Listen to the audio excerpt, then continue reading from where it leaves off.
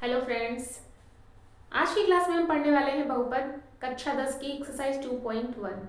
पिछली क्लास में हमने बहुपद के बारे में कुछ बेसिक जानकारी ली थी। आज हम 2.1 की एक्सरसाइज करेंगे जिसमें हम सीखेंगे कि अगर हमें कोई भी ग्राफ दिया हुआ है तो ग्राफ को देख करके हमें बताना है कि वहाँ पर जो है शून्य कितने होंगे। ये आपके सामने प्रश्न लिखा हुआ है कि नीचे दी गई आकृति में ग्राफ को देखिए। प्रत्येक आकृति में y बराबर पी एक्स, जहां पी एक्स एक बहुपद है। पी एक्स क्या है? बहुपद है। ग्राफों में प्रत्येक के लिए पी एक्स के शून्य की संख्या बताइए। तो आपको क्या बताना है? पी एक्स के शून्य की संख्या को बताना है। कैसे बताना है? ग्राफ को देख करके। तो ये बहुत ही आसान होता है, आपको बस थोड़ा सा ध्यान देना है। तो चलिए शुरू करते हैं। देखते हैं हमारा ये जो पहला चित्र बना हुआ है, ठीक है। तो इसमें सबसे पहले तो आप ये जान लीजिए कि एक लाइन ये है, दूसरी लाइन ये है। इस लाइन को हम कहते हैं एक्स अक्ष, जहां पर कि इधर वाला जो साइड होता है वो एक्स होता है और बाईं तरफ का जो साइड होता है एक्स डैश होता है। अब ये जो इस तरफ का होता है दाहिनी तरफ का, अगर मैं ऐसे खड़ी हो जाऊं तो ये जो दाहिनी तरफ का भाग है, यानी कि यहाँ से लेकर के ये भाग जो है ये क्या होते हैं? यहाँ पर सभी प्लस की संख्याएं होती हैं। क्या होती हैं? प्लस के पूर्णांक होते हैं। और एक्स के इस तरफ जो है माइनस के पूर्णांक होते हैं। क्या होते हैं? माइनस के पूर्णांक होते हैं। वैसे यहाँ पर इसकी कोई ज़रूरत नहीं है, लेकिन फिर भी मैं आपको बताती हूँ थोड़ा सा समझने के लिए। और ये जो हमारा पॉइंट होता है ना, जहाँ पर एक्स और वाई मिलते हैं, तो इसे हम क्या कहते हैं? ओ कहते हैं। इसका नाम होता है मूल बिंदु, ठीक है। इसका नाम होता है मूल बिंदु। ये ओ है और इसका क्या है? इसका जो निर्देशांक है वो 0 0 है। अब ये ऊपर वाला जो भाग है ये वाई है। अब ऊपर वाई पर जो भी संख्याएं होती हैं वो प्लस की होती हैं और नीचे जो वाई है ना उसमें जो संख्याएं होती हैं वो क्या होती हैं? माइनस की होती हैं। तो ये वाई हो गया प्लस, ये वाई डैश हो गया माइनस।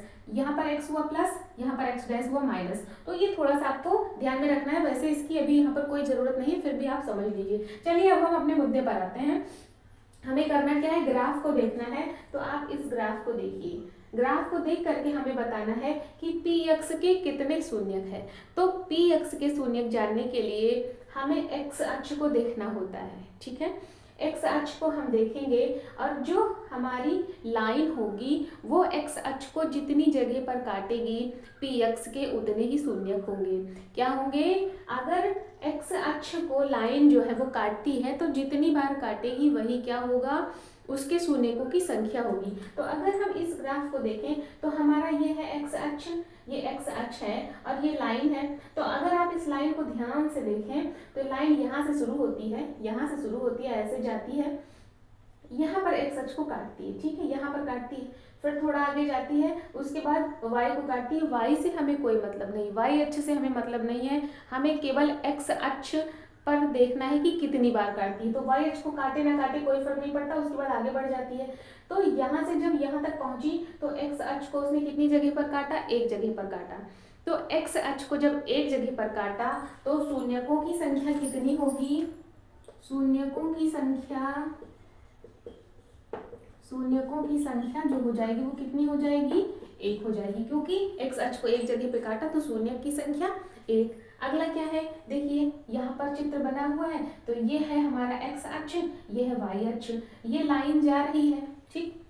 अब जब ये लाइन जा रही है तो देखिए कि एक्स अक्ष को कितनी जगह पर काटती है। यहाँ से इसने चलना शुरू किया, यहाँ गई, ये हमारा एक्स अक्ष है, इसको यहाँ पे काटा, ठीक, यहाँ पे काटा, फिर आगे बढ़ गई, वाई को काटा, वाई से हमें मतलब नहीं है, फिर आगे बढ़ी, फिर गई, फिर एक्स को काटा, ठीक। यानी कि पहले एक्स को यहाँ पर काटा, फिर यहाँ पर काटा, फिर आगे बढ़ गई। तो अगर हम टोटल देखें तो एक्स अक्ष को कहाँ काटा? एक, दो, दो जगह पर काटा। तो शून्यकों की संख्या क्या हो जाएगी? दो हो जाएगी। शून्यकों की संख्या दो हो जाएगी, क्योंकि एक्स अक्ष को कितनी जगह पर काट रही है? दो जगह पर काट रही है। अगला चित्र देखिए, इसको ध्यान से अगर हम देखें तो ये है हमारा एक्स अक्ष, ये है वाई अक्ष, ये हमारी लाइन है, ठीक, ये लाइन है। अब ये लाइन जो है यहाँ से चलती है, वाई को काटती है, यहाँ पहुंचती है। तो वाई को काट रही है, वाई को चाहे जितनी बार भी काटे हमें उससे कोई मतलब नहीं है। क्या एक्स अक्ष तक वो पहुंच पाती है? यहाँ से गई यहाँ तक, यहाँ पर खत्म हो गई, तो एक्स अक्ष तक तो वो आती ही नहीं है। एक्स अक्ष को उसने एक भी जगह नहीं काटा, तो इसका मतलब शून्यकों की संख्या कितनी हो जाएगी? 0 हो जाएगी। जब एक्स अक्ष को कहीं पर भी नहीं काटेगी तो शून्यकों की संख्या क्या हो जाएगी, 0 हो जाएगी। तो इस चित्र में, इस ग्राफ में शून्यकों की संख्या कितनी हुई, 0। यहाँ पर कितना हुआ, 1 और 2, दो जगह पर काटती है, शून्यकों की संख्या 2। यहाँ पर केवल एक जगह पर काट रही है, तो शून्यकों की संख्या 1। y को कहीं पर भी काटे उसको हमें काउंट नहीं करना है, केवल x अक्ष पर जितनी बार काटेगी वही हमें काउंट करना है। अब इस चित्र को जरा देखिए एक बार, ये हमारा x अक्ष है, ये y अक्ष है। रेखा यहाँ से चली, ठीक है, जब यहाँ से चली यहाँ तक पहुंची तो यहाँ पर इसने x अक्ष को एक बार काटा, फिर ऐसे गई, आगे बढ़ी और यहाँ से मुड़ गई, x अक्ष को उसने टच भी नहीं किया, ठीक है, टच ही नहीं किया, आगे बढ़ गई, y से गुजरते हुए फिर यहाँ आई, फिर x को इसने यहाँ पर टच किया और आगे बढ़ गई। तो अगर आप x अक्ष को देखें तो कहाँ कहाँ पर टच कर रही है, ये 1 और ये 2, यहाँ पर ये नजदीक तो आई लेकिन टच नहीं किया, तो हमें उसके टच करने को काउंट करना है। छूने को स्पर्श कितनी बार करती है, तो यहाँ जब इसने छुआ ही नहीं एक अक्ष को, तो यहाँ पर ये 1 हुआ, ये 2 हुआ, तो शून्यकों की कुल संख्या कितनी हो गई, 2।